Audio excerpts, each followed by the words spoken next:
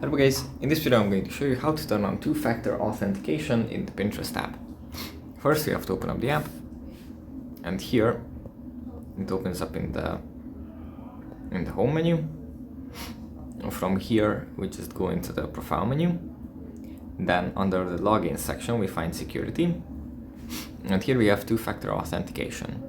We tap on this, and here we can here we have to create a password first, and afterwards we can set up another way to authenticate ourselves, to identify ourselves when we log in, thus making the